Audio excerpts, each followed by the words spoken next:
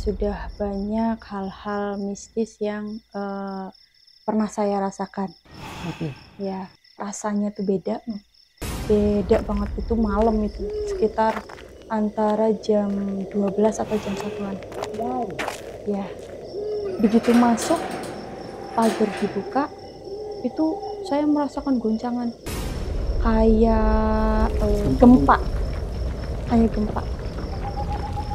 Ya, itu saya waktu itu takut sekali.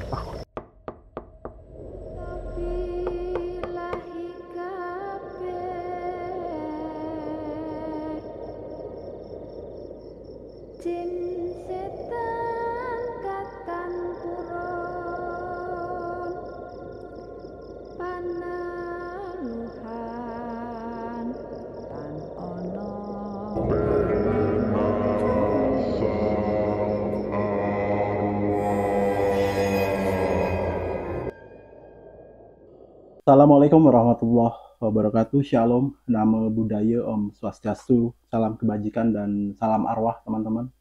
Terima kasih selama ini teman-teman udah support Penasang Arwah jadi sampai sebesar ini.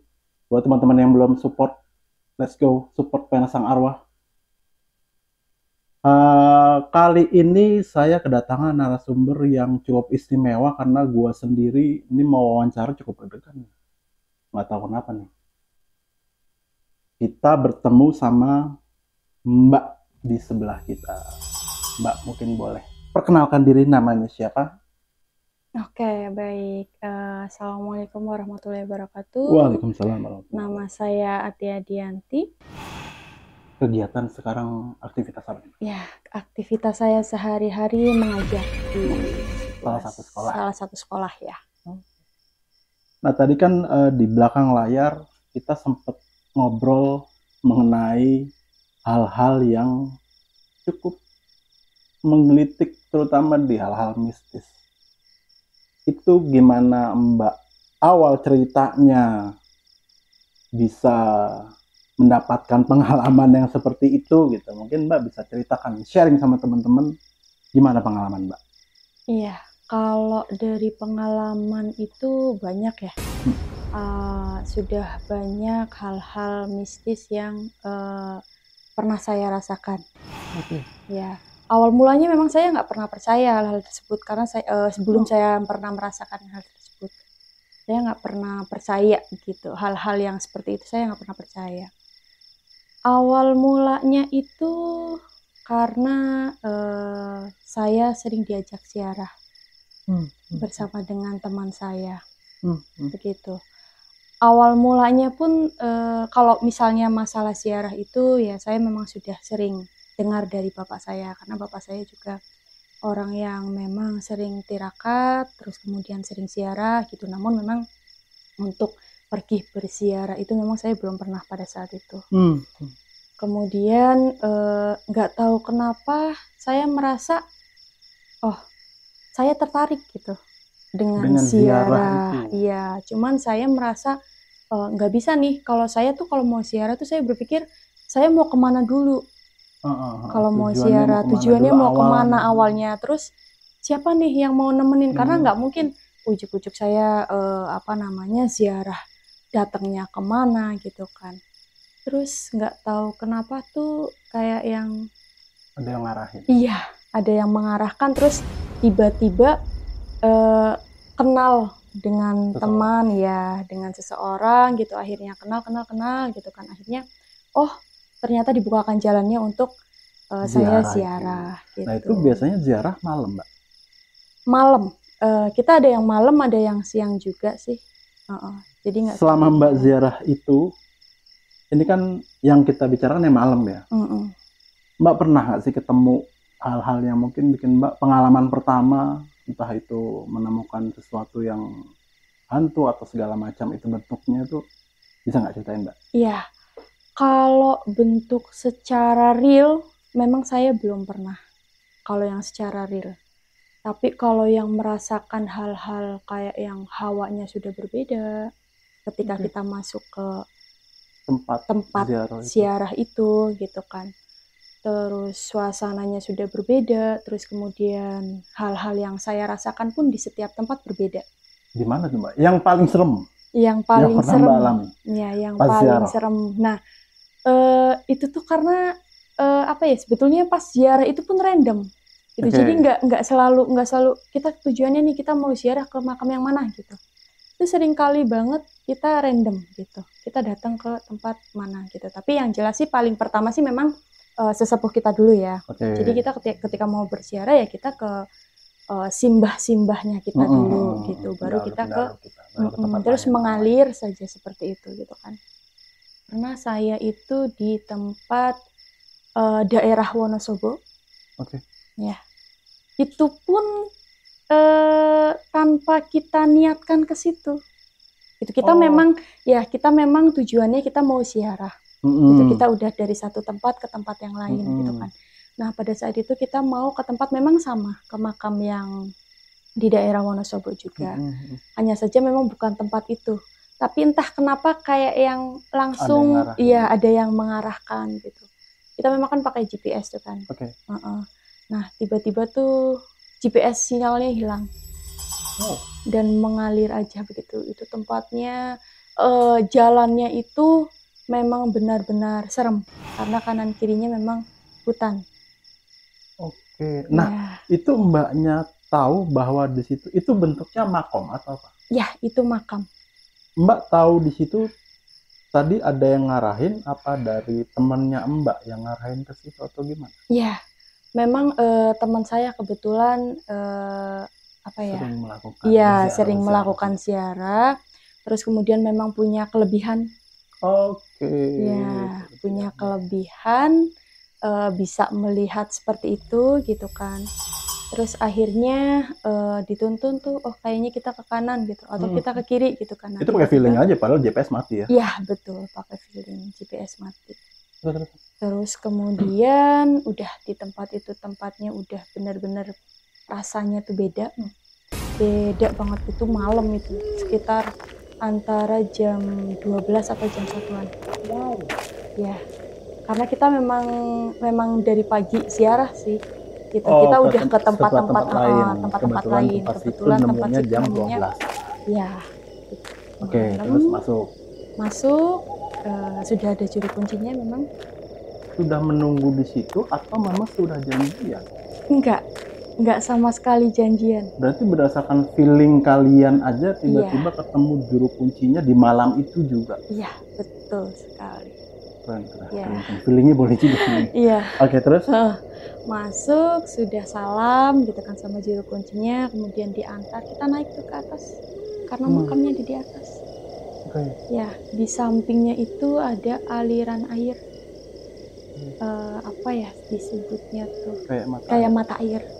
Tapi kita waktu itu kan tujuannya kan ke makam kan. Jadi kita ke makam dulu, kita langsung naik ke atas. Begitu naik ke atas, kan biasanya kan kalau makam itu kayak apa ya namanya kalau di sini? Kayak ada pendopoknya kali ya. Atau di sini disebut apa ya itu ya? Atau misalnya kalau yang kayak rumahnya. Ya, kayak ada rumahnya itu kan ada 4 pilar. Ya, kan ada penopangnya, ada atapnya juga. Terus kemudian ada pagernya, pager besinya. Nah, biasa kan sudah salam gitu kan. Terus kemudian masuk. Begitu masuk, pager dibuka, itu saya merasakan goncangan kayak gempa. Kayak gempa. Ya, itu saya waktu itu takut sekali. Panik. Takut banget. Tapi saya nggak berani berucap. Di situ udah goncangan aja, terus kita duduk gitu kan, kita berdoa. Nah di dalam masa-masa saya berdoa itu saya lihat ada 2 bayangan, yang hitam dan yang putih. Jadi yang ada yang putih di dekat salah satu pilar itu. Nah, yang hitam itu di samping nisan ya. Iya, nisan itu ya. Karena kan nisannya kan pasti dikerodongin pakai pakai kain gitu. Nah, itu ada 2 gitu. Tapi saya tetap fokuskan untuk berdoa walaupun sambil takut sih. Itu bentuknya bayangan. Itu entah itu disebutnya bayangan atau apa ya, tapi hitam sama putih aja. Gitu. Padahal itu gelap ya. Itu gelap. Gelap. Kalau makam kalau malam pasti gelap. Nggak ada penerangan sama sekali, kecil lilin pun nggak ada. Lilin enggak, kita bawanya apa ya namanya ya? Tombol atau iya, kayak gitu. Lentera lah ya. Iya, lentera lah ya. Iya itu. Kalau yang lampu-lampu itu yang di bawah tuh, yang kalau ada pas ketemu sama juru kuncinya. Enggak, kalau yang di juru kuncinya yang di bawah itu ada lampu-lampunya, tapi ketika kita naik ke atas sudah tidak ada penerangan. Di sekitar makamnya sudah tidak ada penerangan. Oke. Ya. Nah, itu kan Mbak masih meneruskan doanya di makam itu. Terus ada kejadian apa lagi setelah itu, Mbak? Kalau itu hanya itu sih. Cuman saya memastikan lagi nih sama teman-teman, karena kan saya tidak sendiri pas pada saat ziarah itu. Saya memastikan apakah ini benar-benar gempa, ya kan? Karena saya pikirkan itu memang gempa. Ketika saya tanyakan, memang ada yang merasakan, ada yang tidak. Jadi yang nggak semuanya merasakan. Berarti artinya itu bukan gempa kan? Iya. Ya, nah itu saya memastikan itu dulu, apa ini gempa gitu kan. Kali aja kalau ngerasain semua kan mungkin aja ini gempa. Tapi teman-teman saya yang kita barengan masuk, ada yang merasakan dan ada yang enggak. Yang ngerasain itu cuman teman saya yang bisa merasa yang punya kemampuan itu. Ya, karena ada 2 orang yang punya kemampuan itu, dan itu cuman 2 orang dan satunya saya. Dan apa yang temennya Mbak bilang, gempanya itu apa ada suatu hal atau dia memberikan isyarat baik atau gimana menurut temannya Mbak pada waktu itu gimana? Itu memang auranya memang aura ya positif negatif sih. Karena kenapa awalnya saya nanya, kenapa ada aura positif dan negatif di makam gitu? Kenapa selalu tempat ziarah tempat yang kita datengin, makam yang kita datengin, kenapa selalu ada aura positif dan negatif? Nah, kata penjelasan teman saya yang memang punya six sense ya, itu katanya aura positifnya itu ya memang istilahnya ya dari makam yang kita datengin itu ya yang kita ziarah itu, misalnya kayak waliullah gitu kan, gitu. Tapi sisi negatifnya itu biasanya kalau misalnya kebanyakan orang itu ke situ terus mintanya yang aneh. Gitu. Dan pada saat itu ada juga. Ya, saya pernah kalau ini, tapi ini beda tempat, Mas. Ya, kalau yang ini memang kalau yang waktu di Wonosobo itu memang saya merasakan itu. Ya, pure untuk ziarah positif. Terus kemudian teman saya yang pintar itu karena bisa berkomunikasi kan. Ya, jadi menyampaikan kalau maksud dan tujuan kita ke situ ya memang pure kita pengen ziarah, pengen mendoakan gitu, nggak ada maksud apapun gitu. Terus kemudian ya timbal baliknya pun bagus gitu kan. Katanya di situ minta dibawakan kayak payung, itu namanya apa ya? Payung buat mantenan. Iya betul, payung yang buat mantenan itu. Saya lupa itu sebutannya apa. Akhirnya. Apa ada tujuannya payung itu untuk apa misalnya? Mungkin karena kalau mungkin untuk nggak tahu itu filosofinya, saya nggak tahu sih sebetulnya. Tapi kan kayaknya kita hampir setiap kali berziarah, terus kemudian ke makam-makam waliullah atau ke makam-makam orang yang memang hebat-hebat dulunya, itu kan seringnya kan begitu kan. Seringnya di atas makamnya pasti ada payung itu. Iya gitu. Nah pada saat itu di situ memang ada, tapi sudah usang. Udah rusak, nggak layak. Nah itu disampaikan ke temennya Mbak untuk mengganti itu ya. Iya betul. Tadi kan Mbak bilang ada tempat-tempat yang memang positif ataupun ada tempat-tempat yang negatif seperti Mbak bilang tadi untuk mungkin bisa saya bilang pesugihan atau Iya. Satu hal yang negatif ya. Iya, betul. Mbak pernah juga ke tempat yang negatif itu? Pernah juga. Ceritanya gimana tuh Mbak? Dan apa kejadian yang pada saat itu Mbak alami di tempat yang negatif ini? Oh iya. Nah, di situ awal mula pun begitu. Saya tuh selalu ziarah ya. Saya niatnya memang ziarah. Ziarah niatnya? Ya. Untuk mendoakan arwah leluhur lah ya? Iya, betul. Untuk mendoakan arwah leluhur. Waktu itu saya diajak, kalau nggak salah adalah di suatu pemakaman itu, saya lupa namanya. Itu pun sama, jadi nggak pernah ada makam yang kayak nggak pernah ada makam yang jalannya itu rame. Lapang. Iya, lapang. Pasti selalu kanan kirinya hutan Atau kebun. Iya. Dan itu juga sama, naiknya pun kita lumayan tinggi ya. Terjal juga, kanan kiri hutan, pohon gede-gede banget gitu kan. Sampai di atas gerbang makam yang paling tinggi itu, yang udah mau deket sama makamnya. Itu bentuk makamnya juga sama, ada pilarnya dan ada pagar besi. Nah, kalau itu enggak, itu kayak sebuah ruangan. Goa gitu maksudnya apa? Enggak, kayak ruangan rumah aja sih. Berarti kanan kirinya tertutup? Tertutup. Kayak rumah kecil berarti? Iya, tapi tetap kita naik tangganya. Ada gitu undakan gitu? Iya, ada undakannya. Gitu. Nah, terus di situ begitu kita mau masuk gerbang, itu ada beberapa orang ya, lumayan ada sekitar 5 atau 7-an orang. Tiba-tiba kita datang terus ditanya, Mas, mau nyupang apa? Gitu. Kalau bahasa, ya, kalau nyupang itu kalau di Jawa itu kayak semacam pesugihan. Ya, begitu datang kita langsung ditanya seperti itu, kita kan, oh enggak, kita nggak mau nyupang atau apapun gitu, kita memang niatnya mau ziarah gitu. Setelah itu kita ketemu lagi dengan juru kuncinya, terus kemudian kita masuk, kita berdoa. Nah, setelah itu ketemu lagi nih sama kakek, pas perjalanan tadi, pas naik itu tangga itu, sebelum kita sampai ke pemakaman, itu ada kakek-kakek manggul apa ya, saya nggak tahu itu manggul apa, tapi jalannya cepet banget, kayak yang langsung hilang. Panggulannya berat sepertinya iya, karena pakai bambu.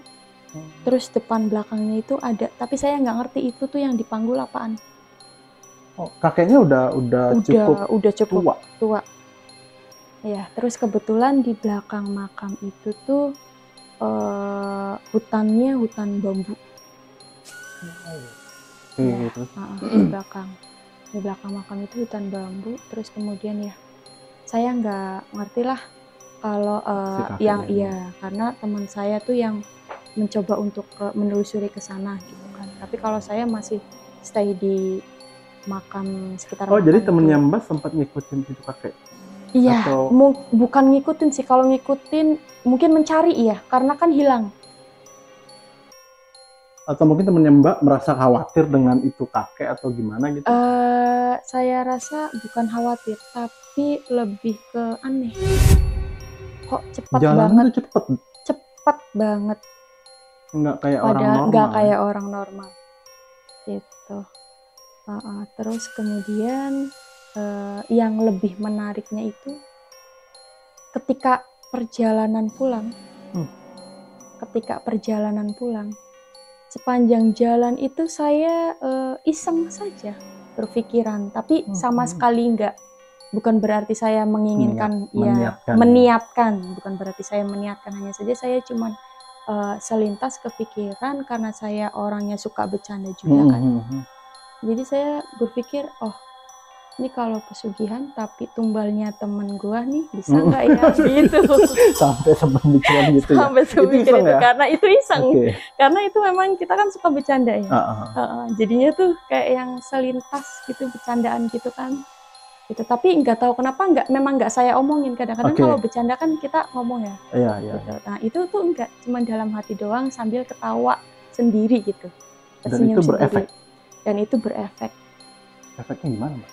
Begitu pulang sampai rumah gitu, teman saya yang tadi bareng sama Mbak itu. bareng sama saya itu, dia merasakan langsung muntah darah. Langsung muntah darah, terus mungkin dia meditasi atau apa gitu ya. Baru tanya ke saya, kamu punya pikiran apa tadi? Saya langsung dimarah-marahin. Akhirnya saya bilang, ya itu kan cuma selintas doang. Itu pun saya iseng dan niatnya memang bercanda. Terus saya dimarahin. Besok-besok kalau di tempat-tempat seperti itu nggak boleh ada pikiran aneh-aneh seperti itu. Berarti gitu. Itu diikutin? Iya, betul. Sampai ke rumah? Sampai ke rumah, dan saya harus balik lagi ke situ besok paginya. Mbak sempat ngelihat itu wujudnya kayak apa? Atau Mbak diceritain sama teman Mbak wujudnya kayak apa? Kalau wujudnya sih enggak ya, yang pasti pasti penunggu di situ. Itu yang tadi yang saya bilang bahwasanya ada energi negatif sama energi positif. Karena memang di situ banyak yang mencari pesugihan di situ. Yang seperti saya waktu awal datang terus ada yang nanya gitu kan. Nah itu saya lihat ada sekitar 6 atau 7 orang itu ya memang sedang mencari pesugihan itu. Dan itu mungkin arwah nggak tahu lewat atau mungkin dia yang bermaksud nggak baik itu tadi nempel ikut ke rumah, akhirnya dibalikkan lagi besoknya, padahal itu jaraknya jauh. Iya, jauh dari rumah. Nah sampai di situ tuh saya udah tahu nih, udah nyesel dan nggak akan mau ngulangin pikiran apapun pokoknya ketika kita berziarah. Nah Mbak, itu ziarah itu tuh maksud tujuannya tuh apa Mbak? Maksud dan tujuannya ketika kita berziarah justru kita nggak boleh ada tujuan. Dalam artian kita itu nggak boleh meminta apapun pada saat kita berziarah. Gitu. Kalau menurut agama saya, kalau berziarah itu kan yang pertama kita mengingat pasti kita akan mati nantinya. Betul. Nah, yang kedua kita bisa mendoakan. Karena kan setiap kita mendoakan sesuatu yang baik leluhur, pasti balik lagi ke kita. Doa baiknya. Yang ketiga itu kita bisa belajar dari yang kita ziarahi. Pastikan mereka dulu pejuang-pejuang. Jadi ada banyak pelajaran yang bisa kita ambil ketika kita ziarah gitu. Dari sisi itu.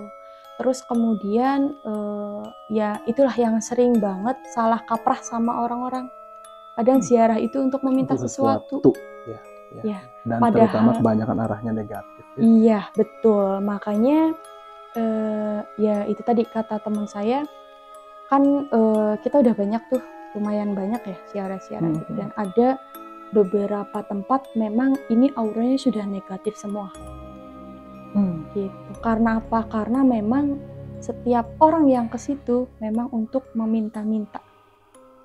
Satu tujuan yang nggak baik.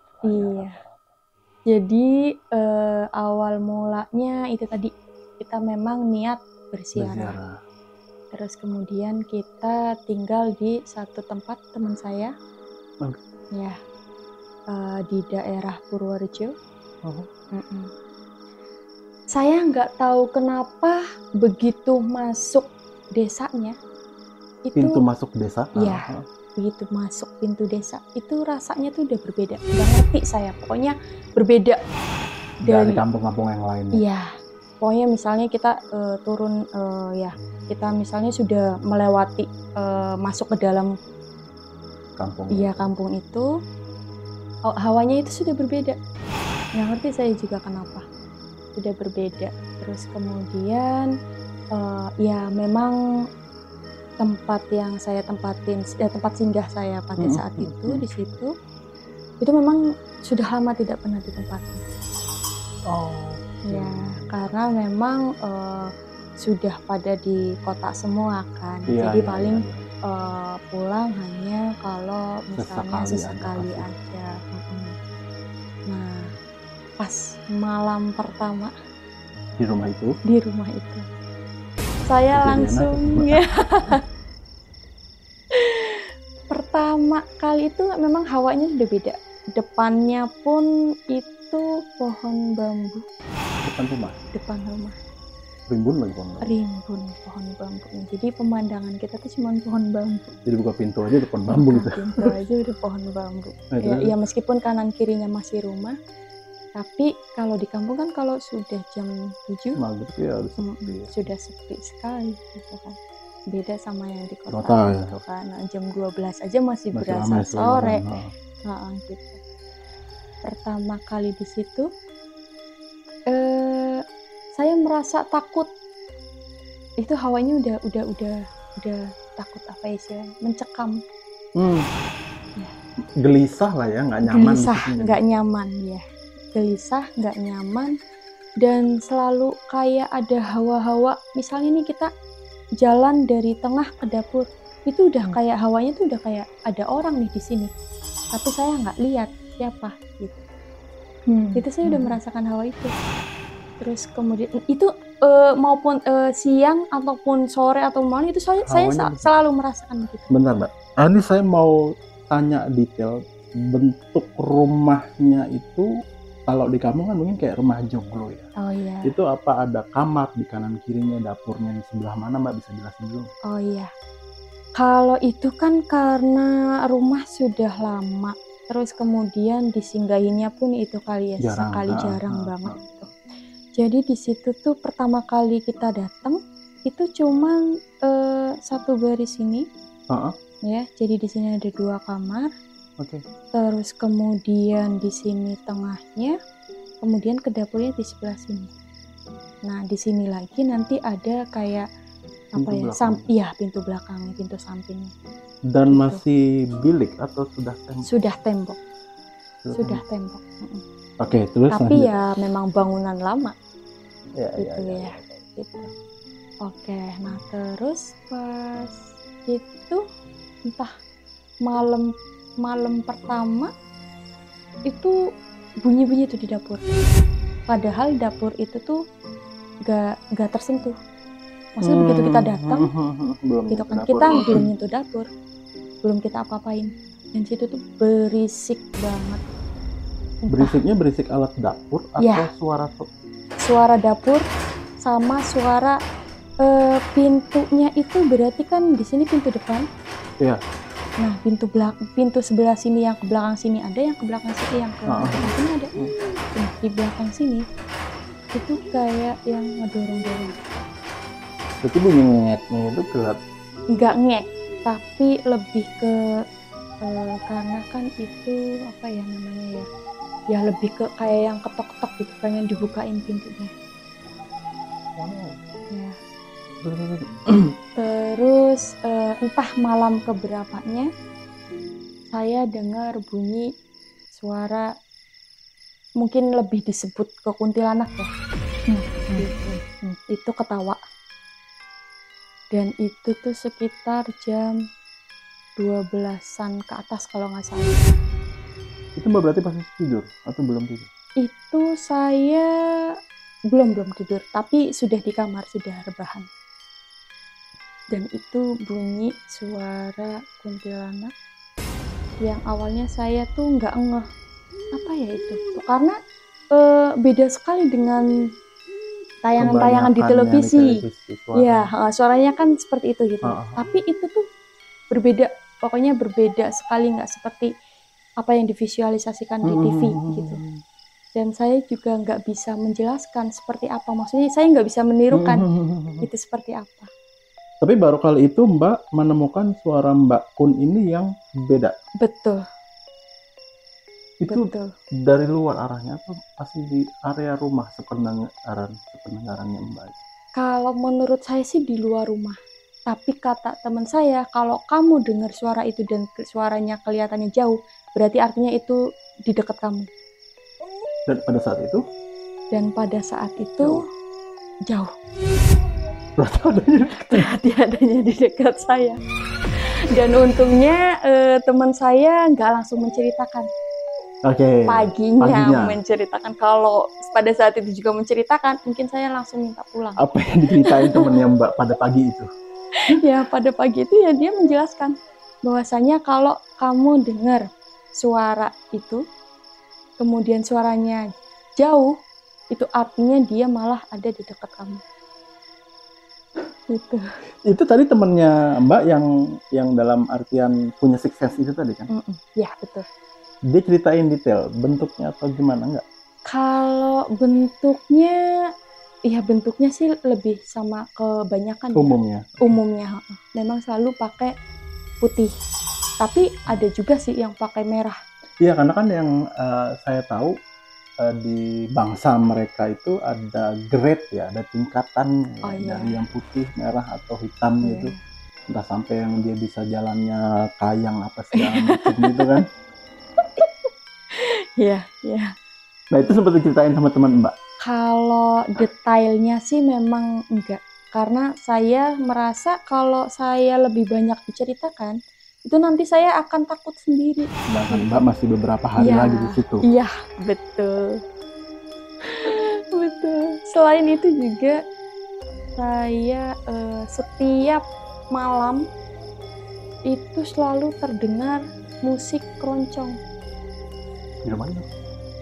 Dari rumah itu ya, tapi saya nggak tahu.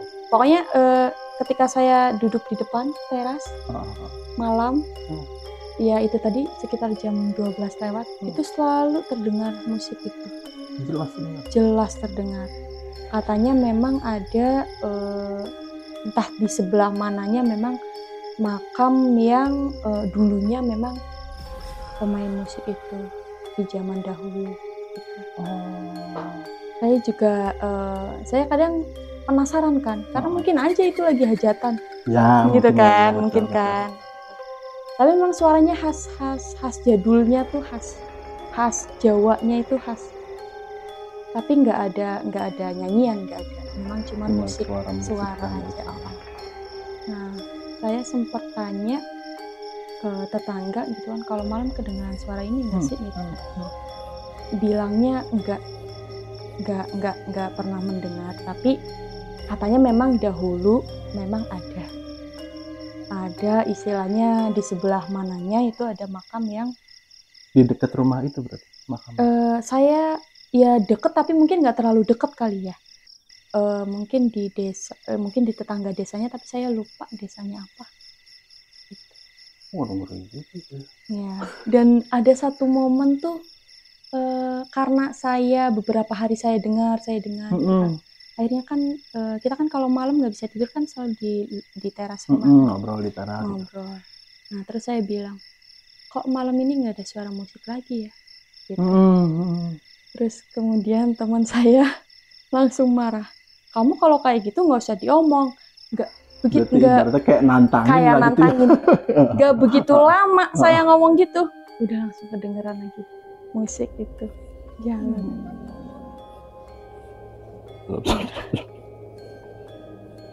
Itu Mbak berapa hari di situ? Itu 1 mingguan deh kalau nggak salah, kurang lebih 1 mingguan pas awal itu. Kita ziarah-ziarah kemana-mana sambil kita pulang ziarah kita balik ke rumah, kita pulang ziarah kita balik ke rumah. Dan mungkin emang itu juga apa kayak tadi Mbak bilang rumahnya jarang ditempatin, apa itu juga berpengaruh juga? Ya, saya atau juga memang suasana rumah itu dari dulu seperti itu? Atau daerah itu dulu seperti itu? Iya, teman saya tuh pernah bilang kalau memang Purworejo itu daerah yang paling tua di situ. Saya nggak ngerti lah, pokoknya itu bilangnya daerah yang paling tua. Terus kemudian memang tetangga kanan kiri itu bilang kalau rumah itu memang rumah angker yang saya tempatin itu.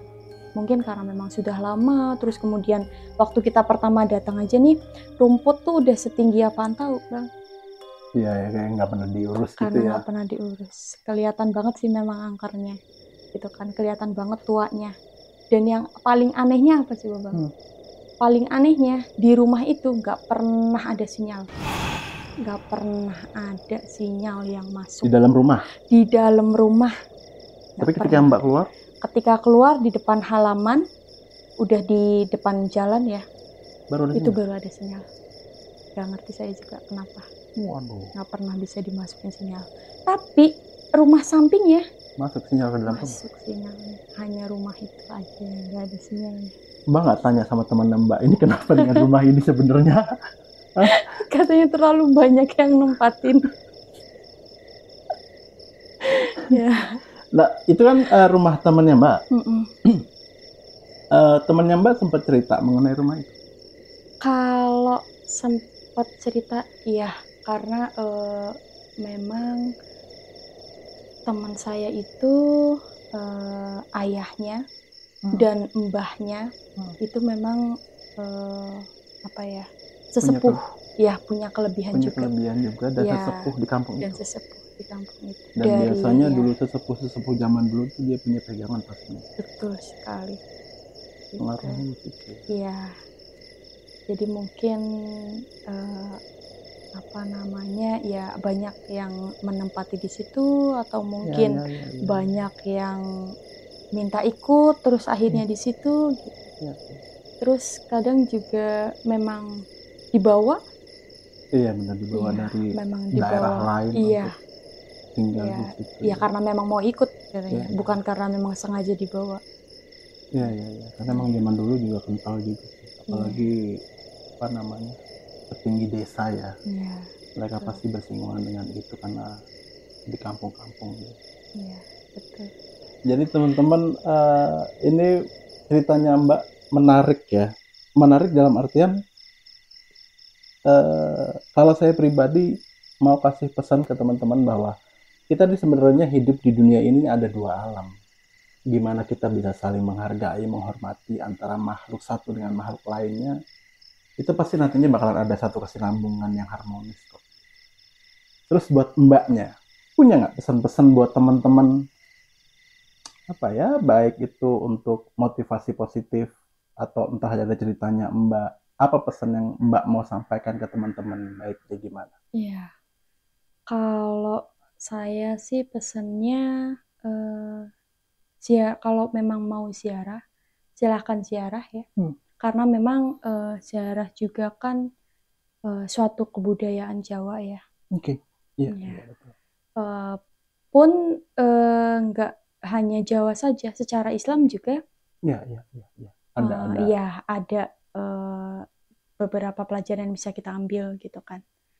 Jadi buat teman-teman yang mau ziarah, jangan pernah meniatkan ziarah itu untuk satu tujuan.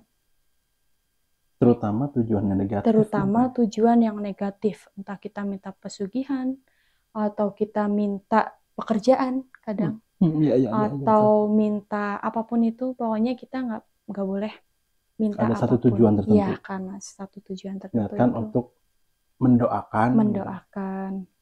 mendoakan para leluhur, bukan karena kan ketika kita mendoakan sesuatu yang baik, pasti kebaikan akan kembali lagi kepada kita. Amin. Oke, jadi gitu teman-teman, sahabat arwah sekalian, terima kasih Mbak waktunya, sehat selalu, salam buat keluarga, sehat-sehat. Ya, baik, terima kasih. Jadi teman-teman gitu, terima kasih untuk sesi sharing sama Mbaknya ini, ceritanya cukup panjang, menegangkan juga. Sampai ketemu di cerita selanjutnya. Akhir kata, karena kadang apa yang kita takutkan, kadang mereka juga takut sama kita sebenarnya. Akhir kata, assalamualaikum warahmatullahi wabarakatuh dan salam arwah.